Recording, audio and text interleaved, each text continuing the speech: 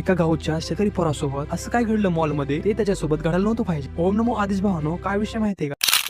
मी आज चाललो होतो 44 किलोमीटरचा प्रवास करत पैठण ते छत्रपती संभाजीनगर. ते कशाला चाललोय तुम्ही त्यासाठी व्हिडिओ शॉर्ट पण पाहायचा. मी पोहोचलो छत्रपती संभाजीनगरला. रोज पैठणची चहा आणि पोहे खाऊन कंटाळा होतो. म्हणलं इथले पोहे आणि चहा ट्राय करून एकदम कडक होते. 1.5 तास रिक्षाचा प्रवास करत मी पोहोचलो रिलायन्स मॉलला. पोहोचल्यानंतर जे मी लहानपणीपासून स्वप्न पाहिलं होतं ते स्वप्न म्हणजे डिगडिग पाहिल्यावर चलत जाणं हे स्वप्न होतं माझं. ते आज माझं पूर्ण झालं. मी गेमिंग एरियामध्ये तेच माझे लहानपणीचे दिवस आठवले, कारण की आमचा गेमिंग झोन खूप छोटा होता, यांचा गेमिंग झोन खूपच मोठा. त्यानंतर निघालात आम्ही खऱ्या रिझन साठी, म्हणजेच आम्ही धुरंधर मूवी पाहण्यासाठी आलो. मित्र आम्ही बघा मग तुम्ही एक झालं धुरंधर मूवीची.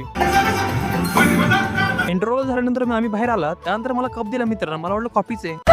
पाणी पिऊन आपण आलात नंतर मूवी बघण्यासाठी. नंतर काय आलं हे पाणी पिण्यासाठी दिले. जे ऐकलं होतं अक्षय खन्ना विषयी ज्याची ऍक्टिंग तीच पाहण्यासाठी आम्ही आज. जर तुम्हाला अक्षय खन्नाची कशी वाटली ऍक्टिंग, तुम्ही बघितला धुरंधर मूवी कमेंट मध्ये सांगा. धुरंधर मूवी. धन्यवाद भावना. आजचा ब्लॉग आवडत एक लाईक करून टाका. मी चाललो आता वापस. धन्यवाद.